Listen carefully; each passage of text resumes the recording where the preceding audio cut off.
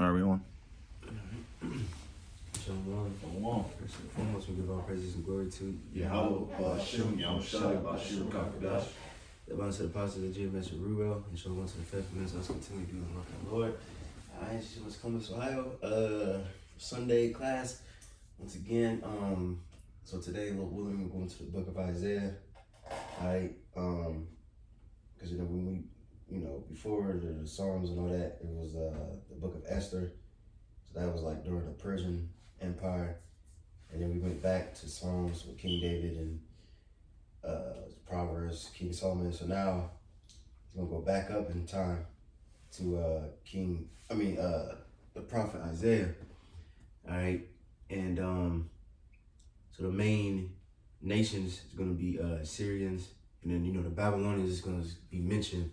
Their rise is prophesied, but so Lord willing, we can start with that article, and we can start at the beginning, and then we're gonna get a few scriptures. And then Lord willing, also too, just to add, certain of these kings' names, we're gonna also touch on them too. Gonna read a little bit about them. We ain't gonna read too much because we already did a class a few months ago about that, but just to refresh, you know what I'm saying.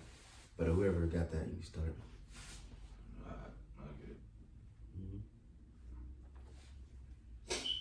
This is This is out of alabastercode.com. Alabaster. What is the book of Isaiah about? And did you get the meaning of Isaiah? Or? Let me see. Look-y forgot. Yeah, you shining. But I can start reading real quick. Of all the books included in the Old Testament, the book of Isaiah is perhaps one of the most referenced and quoted in Christian spheres. Excuse me. The first of the so-called major prophets, a designation denoting length, not significance. Isaiah recounts the life and the teachings of the prophet Isaiah, who lived in the kingdom of Judah during the 8th century BCE. Right, and the name real quick, Isaiah Yeshaya, right? And it says, Yahweh have saved. That's just, you got it.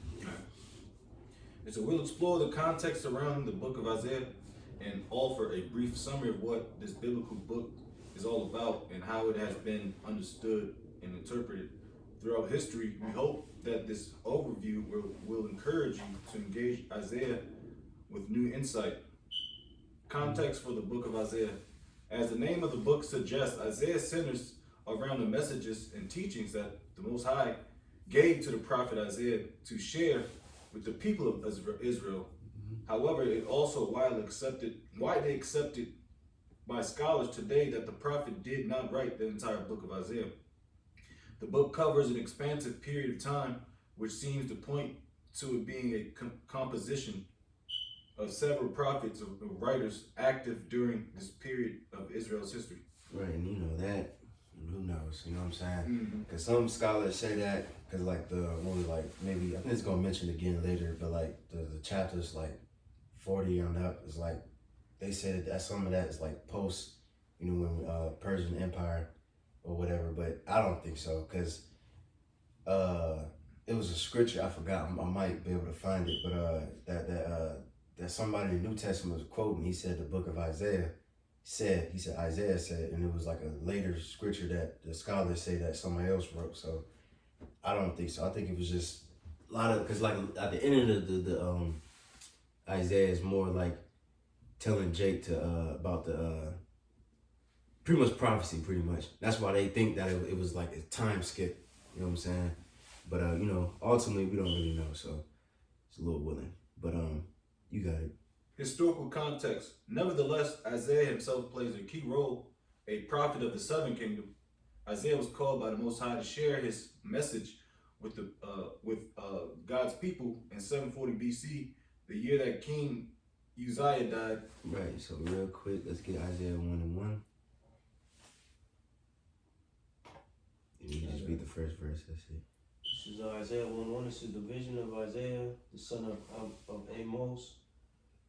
It says, which he saw concerning Judah and Jerusalem in the days of Uzziah, Jotham, Ahaz, and Hezekiah, kings of Judah. Right, so he was there for all those different kings. Alright, and matter of fact, yeah, keep going. Then we gonna go into these kings real quick. But at first, you finish that little paragraph. I said, 740 BC, the year that King Uzziah died. This was a critical period in the southern kingdom of Judah's history. Uzziah was known as one of the best kings Judah had. The righteous rule marked a time of great prosperity for the kingdom. However, as prosperity boomed, the divide between the rich and poor in the kingdom grew wider. Right. So real quick, we're gonna read. Let's get 2 Chronicles 26:1. We'll read a little bit of that. 2 Chronicles 26:1 reads, Then all the people of Judah took Uzziah, who was 16 years old, and made him king in the room of his father, Amaziah. He built a land. And real quick too, Salaka, also, Uzziah got two names. Just to, let me see, I forgot his second name. I think it's, let me look it up real quick. Just so Jake, if you're reading, you won't be confused. His second name is Azariah, Salaki. Just so if you read in 2 Kings 15 and 2 Chronicles 26, it's the same king. You know what I'm saying? But and his name means Yahweh is my strength. But you got it. Verses 2, it says, He built Eloth and restored it to Judah. After that, the king slept with his fathers. 16 years old was Uzziah when he began to reign, and he reigned 52 years in Jerusalem. His mother's name also was Jecoliah of Jerusalem. And he did that which was right in the sight of Yahweh, according to all that his father Amaziah did. And he sought the Most High in the days of Zechariah, who had understanding in the vision of the Most High. And as long as he sought Yahweh, God made him to prosper. Right, and that Zechariah is not the same Zechariah in the book. The Zechariah came way after. You know what I'm saying? Just so Jake know. But you got it. Verse 6, it reads, And he went forth and warred against the Philistines and brake down the wall of God and the wall of Jabneh and the wall of Ashdod, and built cities about Ashdod and among the Philistines. And the Most keep going. Yeah, you The know. Most High helped him against the Philistines and against the Arabians that dwelt in Gurbaal and Mehunims. And the Ammonites gave gifts to Uzziah, and his name spread abroad even to the entering in of Egypt, for he strengthened himself exceedingly. Moreover, Uzziah built towers in Jerusalem at the corner gate, and at the valley gate, and at the turning of the wall, and fortified them.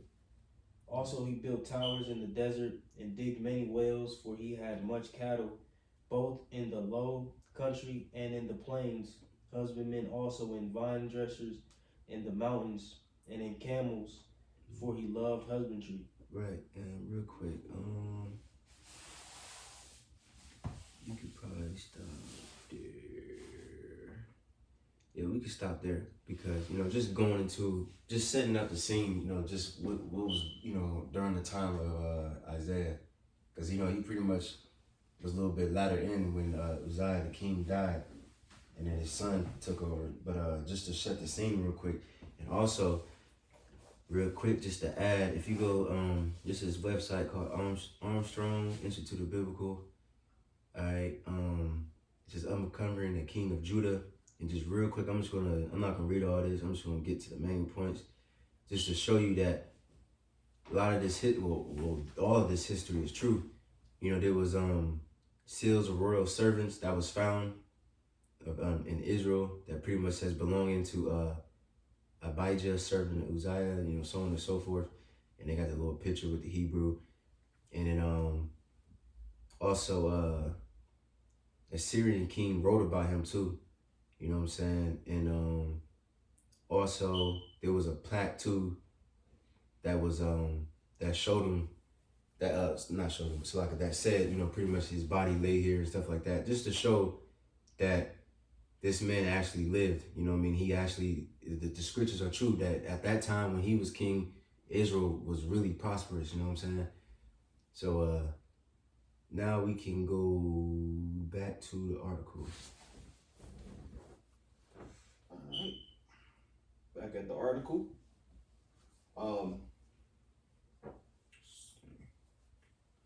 Alright, so back at alabaster.com. At the same time, the threat of invasion from Assyria was mounting, Things got even more grave when King Uzziah contracted leprosy and was forced to give over the throne of the nation of Judah to his son Jotham. And real quick, you know, just to save time, you know what I mean, because he was a righteous king, but he got proud towards the end, and he tried to go into the temple and burn incense, and the priests, you know, cussed him out pretty much, and then the Lord gave him leprosy, you know, all the way up to his head, and then he had to go separate himself, and that's when his son had to take over. You know what I'm saying? But yeah, just to fill that in real quick, but you got it. It says, unlike his father, Jotham was a weak and vacillating person and was unable to inspire confidence in his people. This is the political situation Isaiah begins his prophetic work in. Right now, you know, Jotham, the king Jotham, he was a righteous king too as well. It's just that Jake was going to fuck off and he didn't really punish them as he should. But he still was a righteous king though. We can read just a little bit about him real quick. Just like I said, just to paint the picture of what's going on in that time. Chronicles 27. You got it. So 2 Chronicles 27, you may start at the top. Yeah. It says Jotham was 20 and 5 years old when he began to reign, and he reigned 16 years in Jerusalem. Mm-hmm. His mother's name also was Jerusha, the daughter of Zadok. Mm-hmm. And he did that which was right in the sight of Yahweh, according to all that his father Uzziah did. Howbeit he entered not into the temple of Yahweh, and the people did yet corruptly. Mm-hmm. He built the high gate of the house of Yahweh, and on the wall of Ophel he built much. Right, we can stop there. We can stop there. But yeah, he was a righteous king, but he just, you know, he could have, you know, put a little bit more judgment out there. You know, the people was being wicked, you know what I'm saying, as Jake do, you know what I'm saying. But we can go back to the article. Back at it. But matter of fact, let's get Isaiah, just to show that, let's get Isaiah 6:1. So Isaiah 6:1, it says, in the year that King Uzziah died, I saw also Yahweh sitting upon a throne high and lifted up, and his train filled the temple. Mm-hmm. Above it stood the seraphims. Versus angels. You got it. Each one had 6 wings. With twain he covered his face, and with twain he covered his feet, and with twain he did fly. Mm-hmm. And one cried unto another and said, Holy, holy, holy is Yahweh of hosts. The whole earth is full of his glory. And the posts of the door moved at the voice of him that cried, and the house was filled with smoke. Mm-hmm. Then said I, Woe is me, for I am undone, because I am man of unclean lips, and I dwell in the midst of a people of unclean lips. For mine eyes have seen the King, Yahweh of hosts. Mm-hmm. Then flew one of the seraphims unto me, having a live coal in his hand, which he had taken with the tongs from off the altar, and he laid it upon my mouth and said, Lo, he laid it upon his mouth and said, Lo, this have touched my lips, and thine iniquity is taken away, and thy sin is purged. Mm-hmm. Also I heard the voice of Yahweh saying, Whom shall I send, and who will go for us? Then said I, Here am I send me. And he said, Go and tell this people, hear ye indeed, but understand not, and see ye indeed, but perceive not. Right, so we can stop there, you know what I'm saying? Just going into Isaiah's ministry, you know, he began right there and start prophesying to the people, all right, and also to the kings. You know, that's the thing too, these different prophets, you know, these different kings, a lot of them stories, you know, intercepts, you know what I mean? Because, you know, like Isaiah and Hezekiah, stuff like that, which we're going to go into later, and so on and so forth, you know. But, yeah, the prophets, the kings, and the priests, all that, they all played a big part, and they all was there together. And that's crazy, too, because, like, years ago, I never really thought about that. Like, we read the prophets, stuff like that, but I never really connected that, you know what I'm saying? But let me see. We can read, we're gonna wait. We're gonna read 7 in a minute, but you can go back to the article. Structure. In the past, scholars have divided Isaiah into 3 key sections. Modern consensus, however, That's my fault, Salaki, because I don't think they're gonna really go into it like that. So we could just go to Isaiah 7:1 real quick. So Isaiah 7:1, it reads, "And it came to pass in the days of Ahaz, the son of Jotham, the son of Uzziah, king of Judah, that Rezin, the king of Syria, and Pekah, the son of Remaliah, king of Israel, went up toward Jerusalem to war against it, but could not prevail against it." Right. So now it's a time skip again, because the first was Uzziah, then it was Jotham.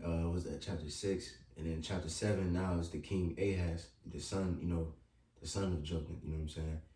But you got it. And then my fault. What he say? He said Rezin, the king of Syria, and Pekah, the son of Remaliah, king of Israel. So pretty much, even this in history, you look it up, they came together, and then they wanted to attack, because, you know, of course, we know that Israel and Judah was split. So they went to those 2 kings, got together and tried to go attack the Judah.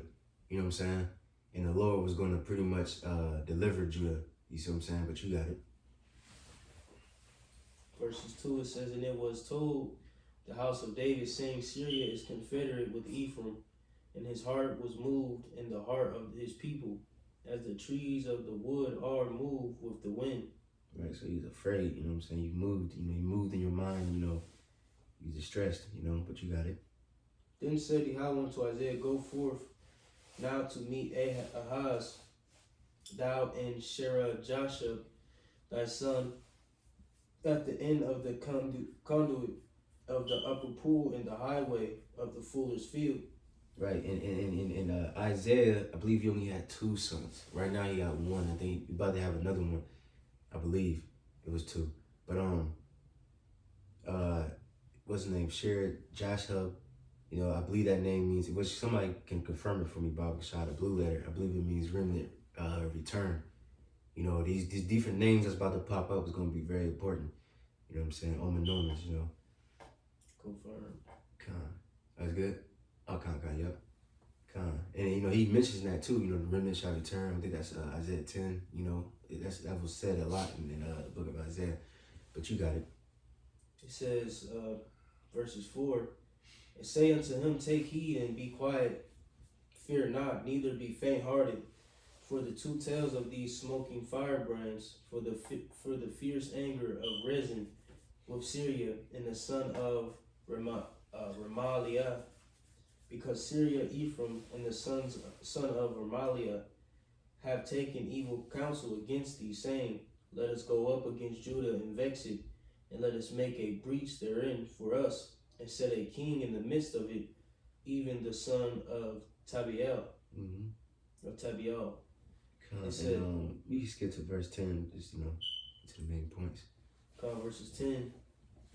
It says, "Moreover, Yahweh spake again unto Ahaz, saying, Ask thee a sign of Yahweh thy God, ask it either in depth or in the height above. But Ahaz said, I will not ask, neither will I tempt Yahweh." Right, so pretty much, you know, Isaiah was giving a message to the king Ahaz. All right, and then he's like, well, ask your son, just to see, because he pretty much told him that, they ain't going to prevail against you. And he said, ask your son, just to prove the Lord going to do that. And he said, I don't need a sign, but the Lord going to give him a sign anyway.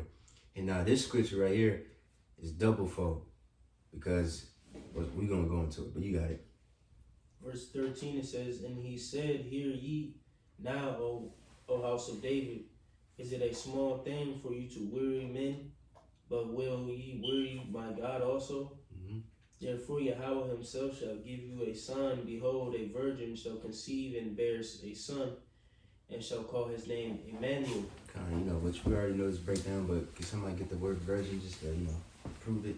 Because like I said, this scripture is double fold. Of course, first and foremost, it's talking about Yahweh Shai, you know what I'm saying? But also it actually happened in this time too, you know what I'm saying? And of course, the virgin doesn't mean that she really was a virgin, it's just a young woman. But we're going to go on to all that, but you got it. You already got that word. Young virgin, or young virgin, it says young woman, a marriageable age, maid or newly married.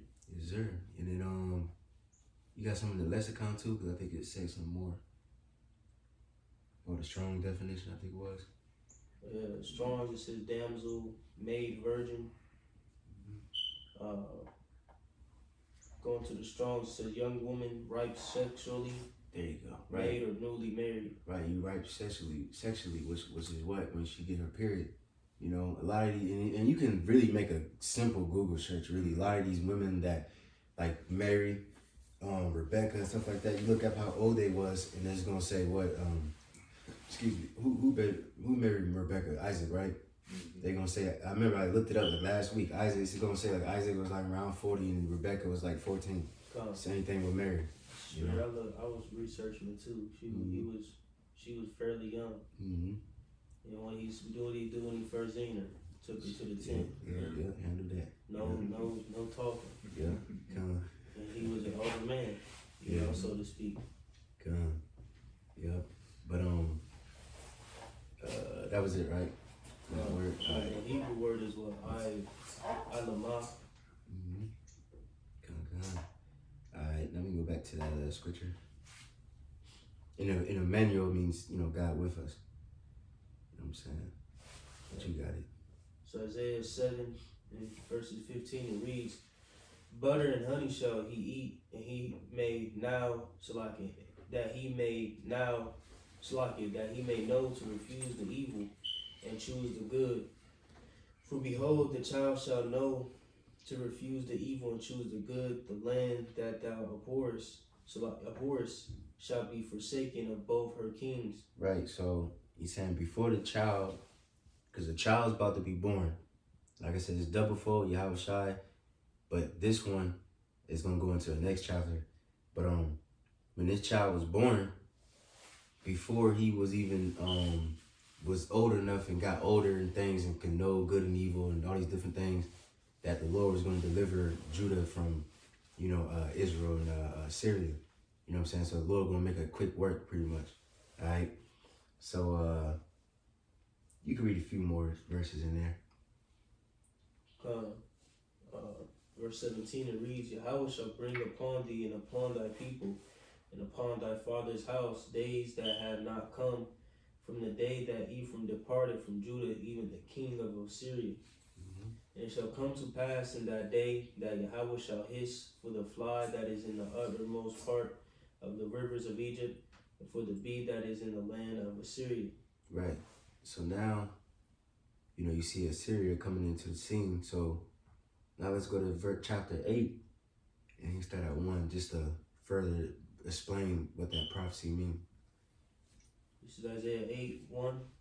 Moreover, Yahweh said unto me, take thee a great roll, and write in it with a man's pen concerning Mahershala Hashbaz. And I took unto me faithful witness to record Uriah the priest and Zechariah the son of Jeberechiah. And I went unto the prophetess, and she conceived and bare a son.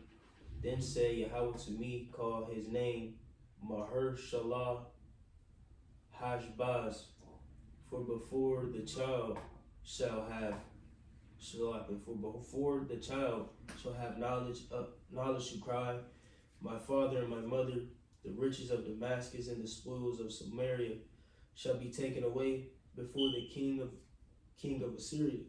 Right. So can we look at that name real quick? But it's gonna go on to it. You know what I mean? Pretty much we said for before the child shall have knowledge to cry, my mother and father, the riches of Damascus and the spoils of Samaria shall be taken away before the king of Assyria. Because, you know, Assyria is gonna pretty much get in a mix of all this. And then they was gonna the Syrians and Syrians and Israel is gonna have to stop fighting. You know what I'm saying? But yeah, if you got that name, it's gonna go into it. Mahaj, You got it? yeah. So the Mahar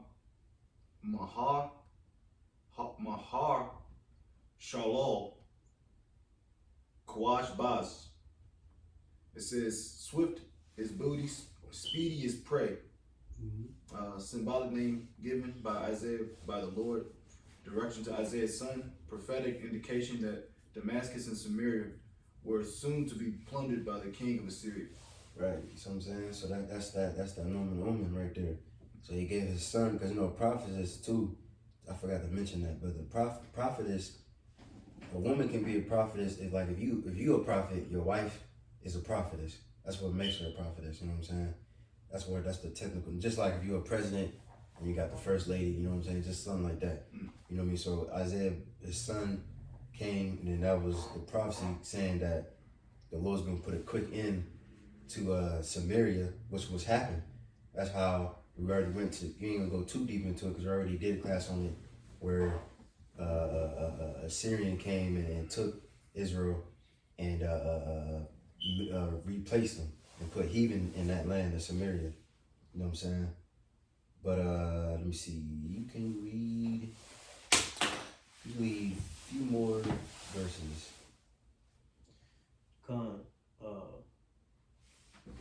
Drop your glasses, Verses bro. 5, yeah, come.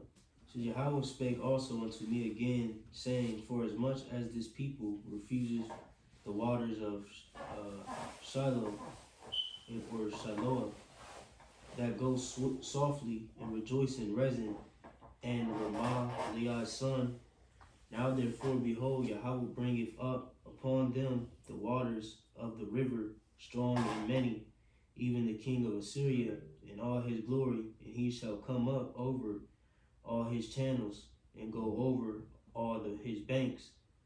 And he shall pass through Judah, he shall overflow and go over, and shall reach even to the neck, and the stretching out of his wings shall fill the breadth of thy land, O Emmanuel. Come on. Now, real quick, let's get let me see.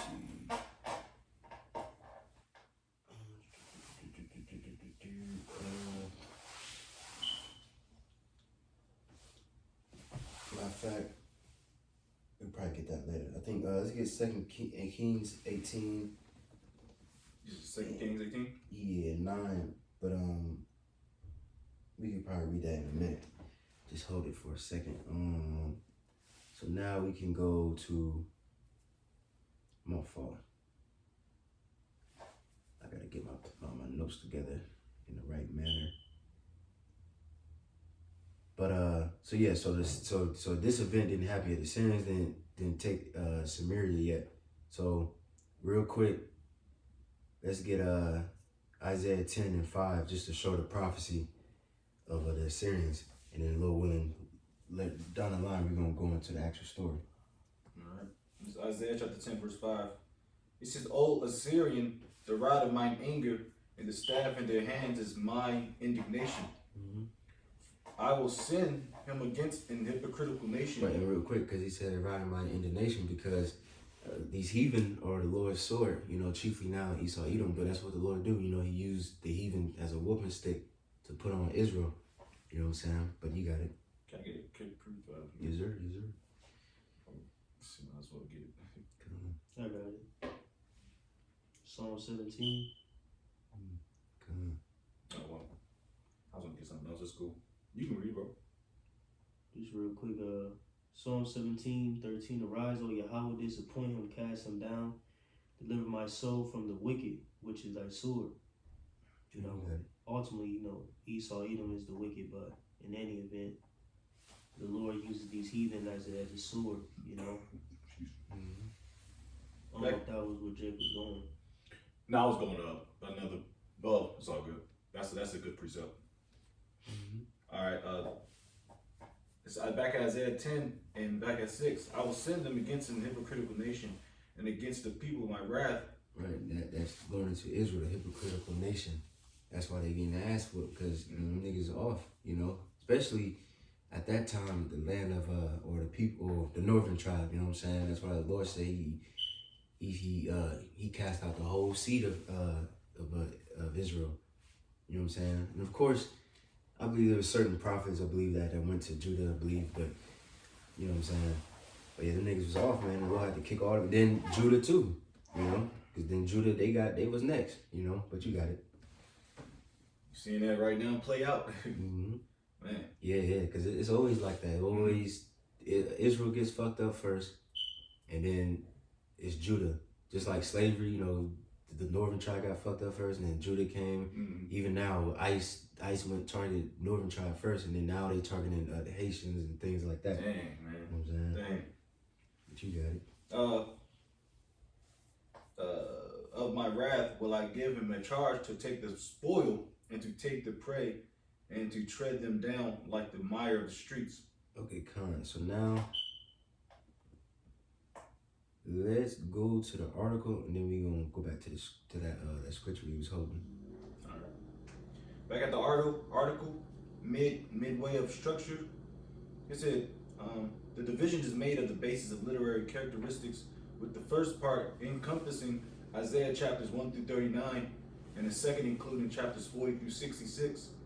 Part of 1 contains warnings of judgment and promises future restoration for Jerusalem, Judah, and all the nations. In part 2, the forewarned judgment has already taken place, and the time for restoration is at hand. So like, where you at? You in a Google Search right now? No, I was in the structure part. Oh, okay, Khan. Just finish it up. Okay, Khan, okay, my fault. You got it. All right, summary of Isaiah. As discussed, the book of Isaiah can be separated into 2 major parts. Isaiah chapters 1 through 39 centers primarily around Judah and Jerusalem, when the city was still standing and when the kingdom was at risk of invasion from the Assyrians. Right, and again, I believe they said that because they think that the latter end was, like we mentioned earlier, the latter end was written by somebody else. But no, Isaiah, the prophet Isaiah, was only during the time of the Assyrians. He wasn't during the time of when Babylon took over Judah and stuff like that. You know what I'm saying? That was way after him. You know what I'm saying? But you got it. But he did prophesy about Judah too, though, just to add that there. But you got it. So, chapters 1 through 12, oracles or words of warning and judgment against Judah from Isaiah's early years as a prophet. Chapters 13 to 23, oracles against foreign nations from the middle of Isaiah's career. Chapters 24 to 27, this section is referred to by scholars as the Isaiah Apocalypse. It is believed to have been added at a much later date. Chapters 28 to 33, words of wisdom from the latter part of Isaiah's ministry. Chapters 34 to 35, a prophetic vision of restoration for the future. Chapters 36 to 39, stories from Isaiah's life. Central to this section are stories about King Hezekiah, who was king near the end of Isaiah's ministry. While threats of captivity continue mounting, the reign of King Hezekiah ultimately comes to an end, and with its begin the Babylonian captivity. Right, so we can stop right there, and then we can go into that scripture we was holding. This is 2 Kings chapter 18 and verse 5. Did you say that? 5, right? Yeah. No. Alright. This is Second Kings 18:9. And it came to pass in the 4th year of King Hezekiah, which was the 7th year of. Okay.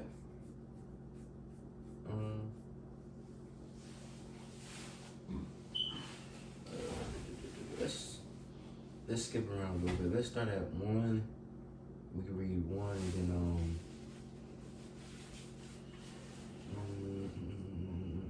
one, and then we can skip down to 7. Yeah, you got it. 2 Kings 18:1. Now it came to pass in the 3rd year of Hoshea, son of Elah, king of Israel, that Hezekiah, the son of Ahaz, king of Judah, began to reign. Jump down to 7. For the clave to the Lord Yahweh and departed not from following him. Ooh, my fault. Hold on. I think I missed a part. I think I missed something. An event that was important. Let me see real quick. Let me just double check. Salakia. Yeah. Salak, I missed a very major point. Before we go into that, can we get 2 Kings 16? But go down to we start at 5. 2 Kings 16:5. Then Rezin, king of Syria, and Pekah, son of Remaliah, king of Israel, came up to Jerusalem to war, and they besieged Ahaz, but could not overcome him. At that time, Rezin, king of Syria, recovered Elath to Syria, and drave the Jews from Elath, and the Syrians came to Elath and dwelt there unto this day. Verse 7. So Ahaz sent messengers to Tiglath-Pileser, king of Assyria, saying, I am thy servant and thy son. Come up and save me out of the hand of the king of Syria and out the hand of the king of Israel, which rise up against me. Right, so now now the king Ahaz was calling upon the Assyrians for help, you know what I'm saying? And then he gave him money, and then he came for his rescue. And then I believe that's when that was the start of the Syrians pretty much having Judah as paying tribute pretty much. And then pretty much they gonna start rebelling against Assyria, and they ain't gonna stop. They're gonna stop paying them, and then that's when the Syrians came down to attack. You know what I'm saying? But you got it. Verse 8. And Ahaz took the silver and gold that was found in the house of the Lord Yahweh and in the treasures of the king's house, and sent it for a present to the king of Assyria. And the king of Assyria here hearkened unto him. For the king of Assyria went up against Damascus and took it, and carried the people of it captive to Kir, and slew Rezin.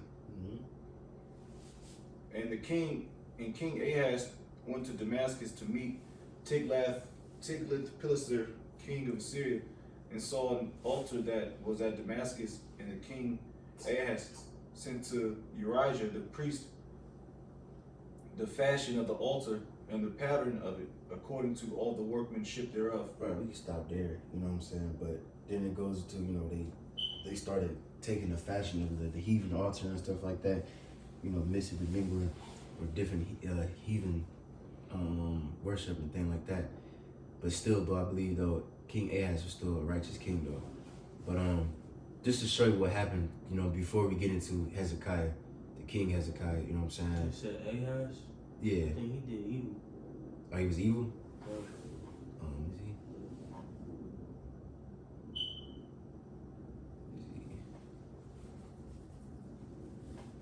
Okay. Khan, you right. Khan, he's a wicked nigga. Alright. And then, He like in the beginning, he right. basically mentioned it all. Khan. Alright, Khan, you got it. That's good? Yeah. And the Lord kept having mercy on him. Mm-hmm. You know what I'm saying? Right. Yeah, well, how long you got? Like Yeah, he 40 ain't minutes. like. I want. Let me see. Not the one he said wasn't as wicked as Israel king or something like that. But he still was. Well, did you read 2 Kings 16 and what you read? Just one? No, we went down a little bit. Now did you read one? Verse 1? No. No. Just real quick. It says 2 Kings 16 at the top. It says in the 17th year of Pekah, and the son of Remaliah. Ahaz, the son of Jotham, king of Judah, began to reign. 20 years old was Ahaz.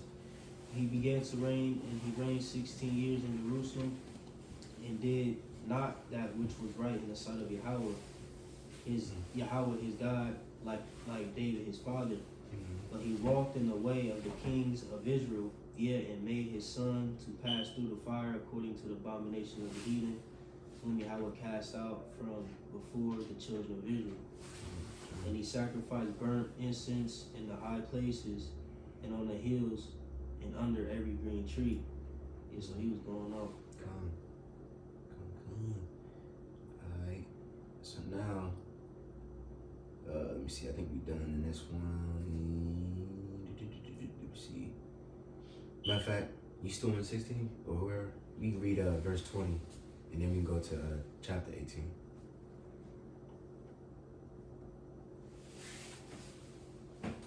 Alright, jumping to 20.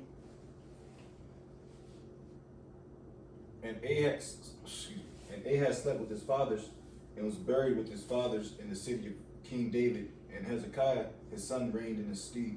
Right. That's what I'm saying. So now King Hezekiah is in the scene now. So now this is the last king, as far as, you know, Isaiah's ministry. You know what I'm saying? But you got it. Where you want me to go? 2 Kings 18, and we didn't start that, right? Or you start at 1, then we're probably gonna skip around a little bit. Verse 1, 2 Kings 18:1. Now it came to pass in the 3rd year of Hoshea, son of Elah, king of Israel, that Hezekiah, the son of Ahaz, king of Judah, began to reign. 25 years old was when he began to reign, and he reigned 29 years in Jerusalem. His mother's name also was Abi, daughter of Zechariah, and he did that which was right in the sight of the Lord Yahweh, according to all that King David his father did. He removed. Oh, you can skip down to 7. I would say, could Jay read verse 4? Kind of. Only because it's going to prove, you know, further like what Ahaz was doing. Because he had to clean shit up, pretty much. All right, verse 4. He removed the high places and brake the images and cut down the groves and brake in pieces the brazen serpent that Moses had made. For unto those days the children of Israel did burn incense to it, and he called it Nehushtan. Jumping down to 7. Yeah, just so he cleaned up everything, you know. Verse 7, and the Lord Yahweh was with him, and he prospered whithersoever he went forth, and he rebelled against the king of Assyria, and served him not. He smote the Philistines, even unto Gaza, and the borders thereof, from the tower of the watchman to the fenced city. And it came to pass, in the 4th year of King Hezekiah, which was the 7th year of Hoshea, son of Elah, king of Israel, that Shalmaneser, king of Assyria, came up against Samaria and besieged it. And at the end of 3 years, they took it. Samaria, the capital of the northern kingdom. You know what I'm saying? What you got? And at the end of 3 years, they took it. Even in the 6th year of Hezekiah, that is the 9th year of Hoshea, king of Israel, Samaria was taken. And the king of Assyria did carry away Israel to Assyria and put them in Halah. Now I was gonna make a point. And if you notice, I was the last king of Israel. You know, before they went. That's how you know they went the complete. You know, they was completely through at that point. Right. Was it Hosea? That was the last king of Israel. It said, Assyria put them in Halah and in Habor by the river of Gozan, and in the cities of the Medes, because they obeyed not the voice of the Lord their power, but transgressed his covenant in all that Moses, the servant of the Lord Yahweh, commanded, and would not hear them nor do them not. Right, so now Kingdom of Israel through, that shit failed. They got kicked out, got put in the land of Syria and stuff like that, and then the heathen came back. not came back. He even got put in that land. That's why you see in the time of Yahushua, there was like a mixed, group there. You know what I'm saying? Because from that situation, all right. And also too, just a quick little fun fact. If you look at the map, you got Samaria, but above it is the land of Galilee. You know what I'm saying? Like right above it. You know what I mean? That was Yahushua. Like he did a lot of his ministry there. You know what I'm saying? So they was still, at the time of Yahushua, it still was Jake, but it was just a very mixed group in that area, Samaria and all that good stuff. You know what I mean? Because then also too, the Romans, you looking in the history of the Romans, they also had Hellenistic Roman people there living there too. And it was a mixture, you know what I'm saying? But you got it.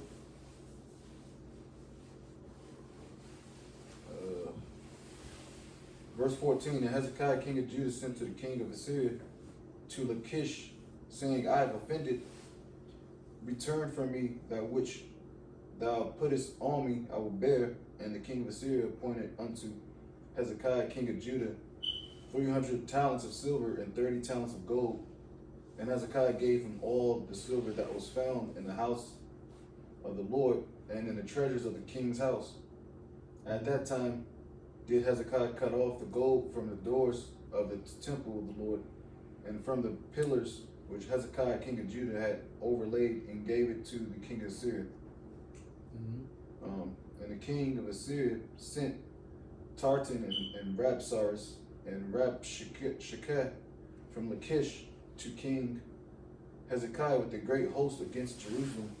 And they went up and came to Jerusalem, and when they were come up, they came and stood by the conduit of the upper pool, which is in the high way of the fuller's field. And when they had called to the king, there came out to them Eliakim, the son of Hilkiah, which was over the household, and Shebna the scribe, and Joab, the son of Asaph, the recorder. And Rabshakeh said unto them, Speak ye now to Hezekiah, thus saith the great king, the king of Assyria, what confidence is this wherein thou trustest? Right, and real quick, Jake can read that all the time. They pretty much just talking shit like, hey, well, we destroyed all these nations, we're gonna destroy you, we could, just for the sake of time, we can skip that part. So now we can go to the very next chapter. You can start at 1. This is Isaiah, 2 Kings 19.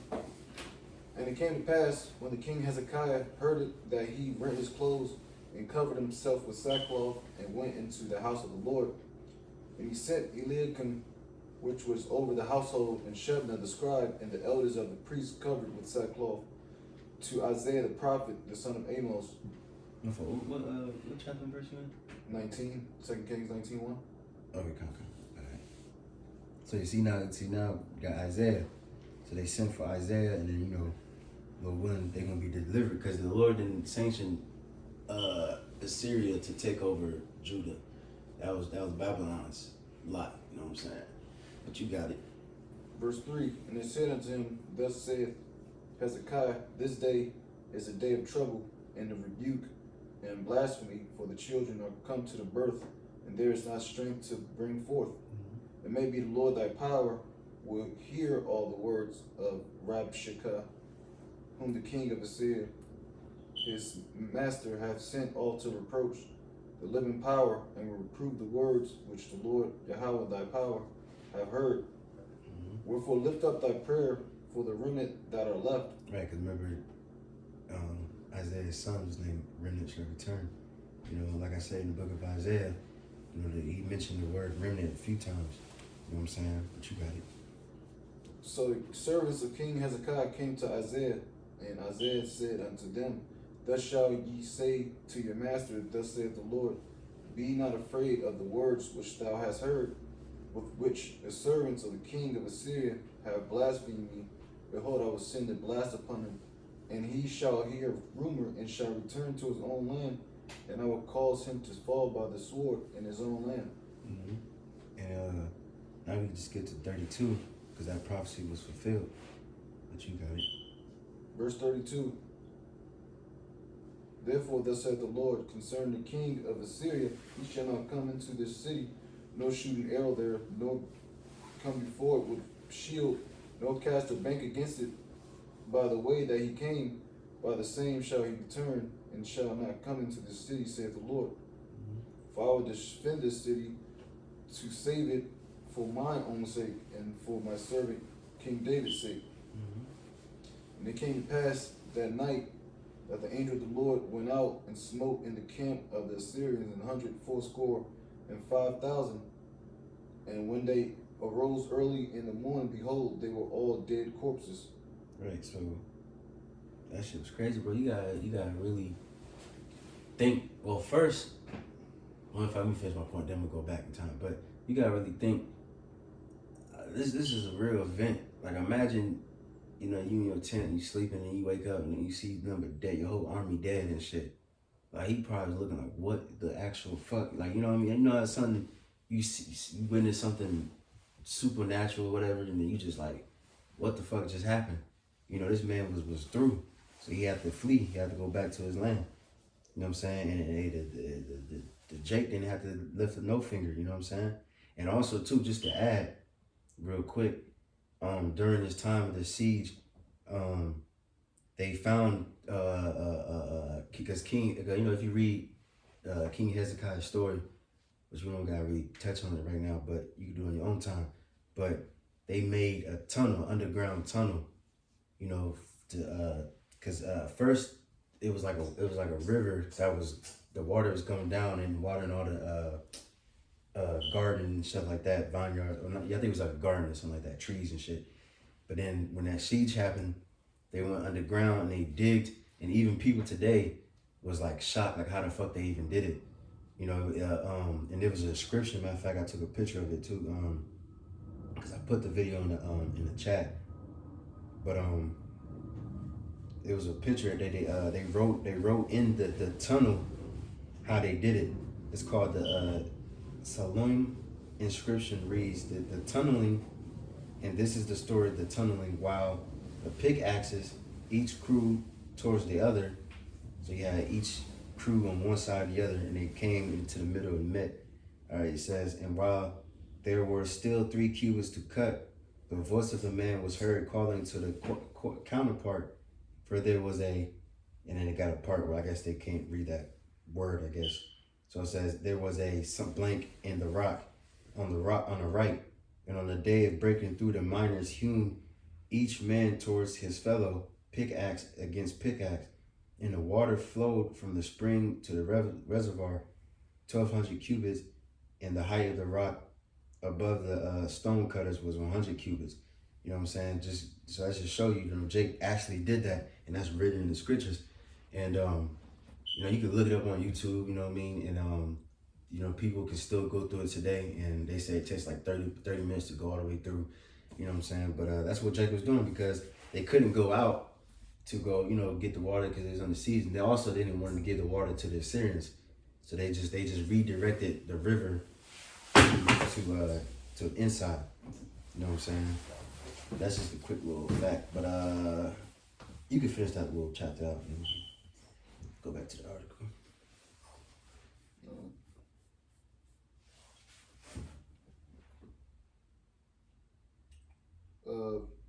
Verse 36. So Sennacherib, king of Assyria, departed and went and returned and dwelt at Nineveh. And it came to pass, as he was worshiping in the house of Nisroch, his god, that Adramelech and Sharezer, his son, smote him with the sword. And they escaped into the land of Armenia. And Esarhaddon, his son, reigned in his stead. Right, see, so the Lord took care of that for us, through the Spirit. The nigga was through. He lost his army, his own sons assassinated him, and that was that. And then, it keeps going on and on about King Hezekiah caught sickness, and the Lord extended his life, I believe, like 15 years. You know what I'm saying? And then, so Lord willing, we can stop there. We can go back to the article, we can finish that out, and then close out.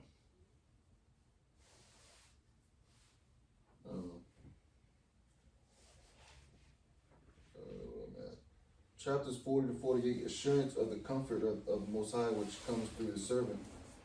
49 to 57, assurance that the salvation of the Most High will come through the suffering servant. Right, which was that 53, Isaiah 53, goes into the prophecy of Yahushua. And I believe, I don't know if it mentioned it or it might mention it down, but it's going to mention it. Pretty much in the Gospels, or the New Testament too as well, like the Acts and things like that, Isaiah was like the most quoted book in the New Testament. You know what I'm saying? Especially dealing with Yahushua, like the, what's that, the eunuch in Ethiopia. Remember, he was asking, who was it? He was asking somebody, what does this mean? And he broke it down to him. You know what I'm saying? But you got it. 49 through 57, assurance that the salvation of the Most High will come through the suffering servant. Chapters 49, 52, 12, the Most High's servant is the Redeemer of the whole world. Mm-hmm. Chapters 52, 13 and 53, 12, redemption is wrought by the suffering servant, also referred to as Most High's Lamb. Yahushua once again. Chapters 54, 66 outlines the need for a Redeemer and tells of what the coming restoration will be like. So, pretty much we got 2 more chapters or paragraphs, and we can close it out with that. But that's pretty much the overview of the book of Isaiah. So now we can just you're going to give like a couple fun facts about it, and then we can close out. You got it. Interpretation of Isaiah. The book of Isaiah has long been viewed by the church as the most Christological of all the prophets. Isaiah is so significant, in fact, that the book has frequently been called the fifth gospel of 37 quotations from the Old Testament. Prophets and Apostle Paul's letters, 27 come from Isaiah. Isaiah is also frequently referenced and quoted in the Gospels and in Acts, usually as the writers point to Yahushua as a fulfillment of Isaiah's prophecies of a Savior. Mm-hmm. Isaiah describes and has clear impact and implication for the time and culture in which it was written, but the words of warning, wisdom, and assurance continue to speak to us today. Isaiah speaks out against corrupt leaders, and for the disadvantaged, and roots righteousness in the Most High, in the Most High's holiness rather than in anything we as people earn on our own. It is a powerful call to fix our eyes upon the Lord and an encouraging vision of the Most High's plan for restoration for all the world. Right, which can we get word without end? It should be in Isaiah or something, because that world is talking about Israel, not, or the whole world is going to be restored, but salvation ain't going to be to the Gentiles. It's only going to be to the Israelites, It's the book of Isaiah, chapter 40, verse 45. I got you. So Isaiah 45:17, but Israel shall be saved in Yahweh with an everlasting salvation. Ye shall not be ashamed or confounded, world without end. Right, beautiful. You know what I'm saying? Mm-hmm. The world without end, because it's going to be our world. The world of Israel. Our world is never going to end. You know what I'm saying? But these heathens, their nation, their rulership is. But I got one more point too, because just on the fate of the prophet of Isaiah, now they say, because we don't know how he died, what happened to him, but according to early Christian so-called tradition, they said that he was sawn in half by the king, Hezekiah's son, which, like we just read in Isaiah 1:1, I believe he probably wasn't alive at that time. But if you read the book where it came from, the shit was off, because it was saying that he was in a tree and then the king got him split in half.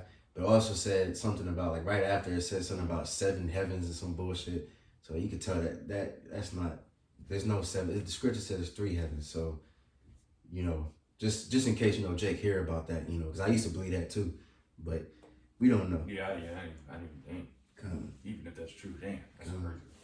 But yeah, man, Lord willing, hopefully that was edifying.